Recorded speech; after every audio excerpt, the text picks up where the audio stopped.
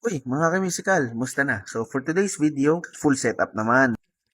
Yung electric guitar na to ay gawa ng Frequency Custom Relic, so proudly Pinoy made. Yung inspiration pala nito is yung Sir Mateus Asato signature guitar. Tapos may dalawang major issues tayo na i-address. So, ito yung number one. Unstable yung tuning and very extreme. Ito mga ka-musical, panoorin nyo.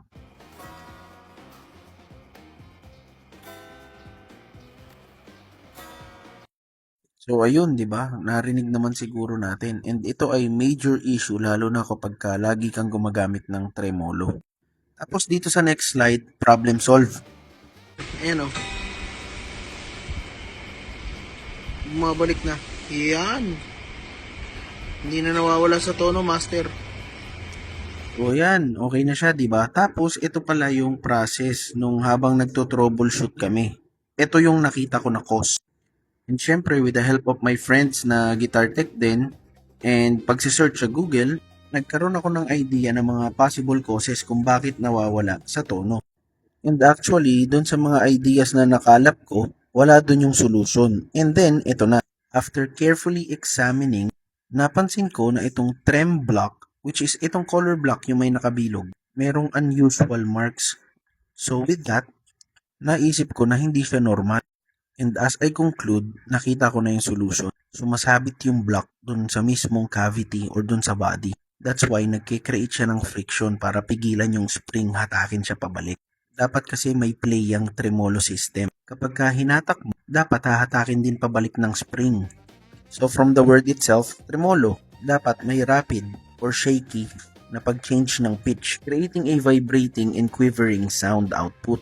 So sa context ng tremolo system using a guitar, dapat kapag na-bend mo siya pahatak, maibabalik din ng spring. So yan yung issue. Kaya nag-come up tayo sa solution na i-atras ng konti itong bridge. About 0.5 mm. So paano namin ginawa? Nilagyan namin ng stick yung body ng guitar para magkaroon ng filler, and pagka nag-re-drill or nagbutas tayo ng bago, hindi tatabingi yung screws. So, simple lang yung solution pero may malaking effect, especially sa playability ng tremolo system. Ayan, since na-deal na natin yung issue sa tremolo system, ipe-present ko naman sa inyo sa next slide yung issue number 2, which is yung mga choke points kapag nagbe-bend ng strings. So, ayan, panoorin natin at pakinggan.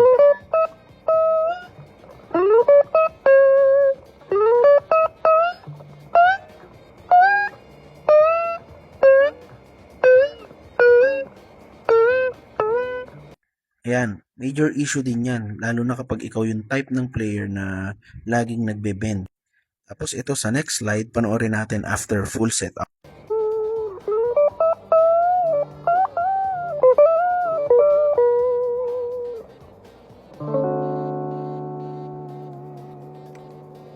So ayan, meron tayong dalawang major issues na na-address. So ngayon, i-walkthrough ko naman kayo sa process. Detach na natin yung neck sa body.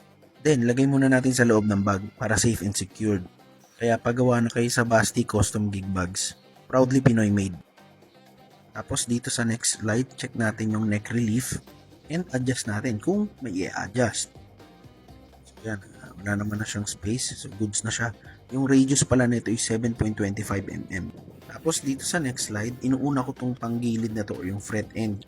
Kasi medyo matalas pa yung feet. Tinatanggal natin yung mga fret edge na yan kasi para wala kang talas na mararamdaman kapag maglilipat-lipat ka ng chords or mag-shred ka. Depende sa playing style mo.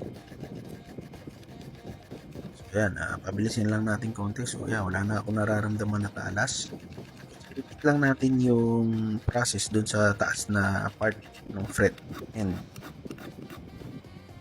Yan, there you go. Smooth. Okay na. And then, tanggalin natin yung nut. Alright. Tapos, ayan, bawasan natin ng mga 0.5 mm kasi mamaya magle-level tayo. Tapos, ito, something happened. Agoy! So, ayan, tapos, napag-alaman natin na ABS plastic yung ginamit ng FCR dito.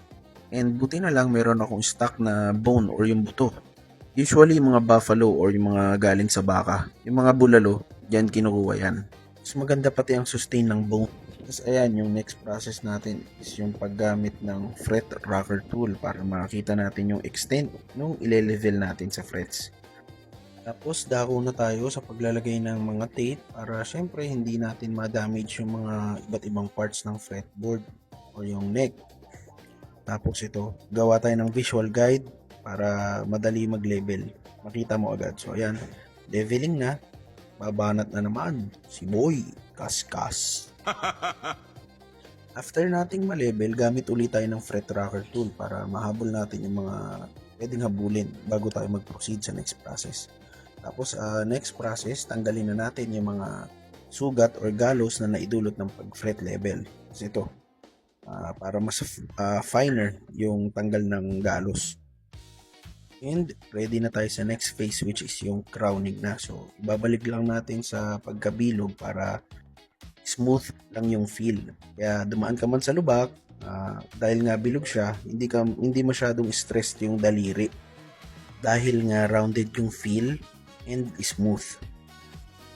Tapos ito na, next phase, polishing na tayo. So yan, yung ginamit natin na liha dyan, nagsimula tayo ng 400 grit, 600, 800, 1,000, 2,000, 3,000, 5,000, 7,000. Tapos ayun, kita nyo naman yung result. Pero hindi pa tapos yung shine nun. Ibabuff pa natin yan ng rotary tool gamit yung fret magic na kami mismo ang gumawa. Ayan, panoorin nyo. Dito kasi sa Musical City Plus, hindi tayo nagsushortcut. Para syempre, yung result, di ba? Maganda. And then, ayan, take a look. Mga ka-musical. So, shining, shimmering, splendid na naman. And then, tanggalin na natin yung mga tape marks or yung mask. Tapos, applyan na natin ng Musical City Plus Lemon Oil for Guitar Fretboard. So, ayan, makikita nyo yung kaibahan yan. Kami din pala ang nag-manufacture nito. So, available siya sa mga leading online platforms. Kaya order na kayo. We offer COD nationwide. So, balik na natin yung bridge. Provided pala ng client yung string. So, is major. Maganda rin yung feel. Kasi ito na siya. So, after all the works that we have done, ito na yung result. Tapos sound check lang tayo sa dulong part ng video para kahit paano magkaroon tayo ng overview sa kayang gawin ng guitar. Ito nga pala ay naka-direct na recording sa amp. So, hilaw lang. Para marinig natin yung unfiltered na tunog or walang mga plug-ins.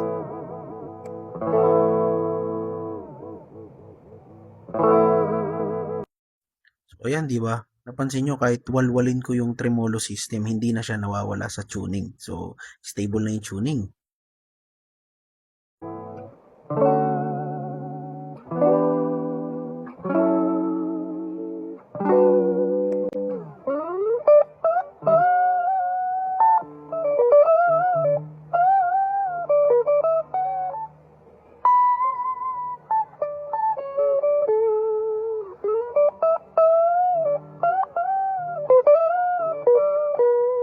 So yun lang, maraming salamat sa panonood mga ka-musical. Stay tuned for more videos. Salamat!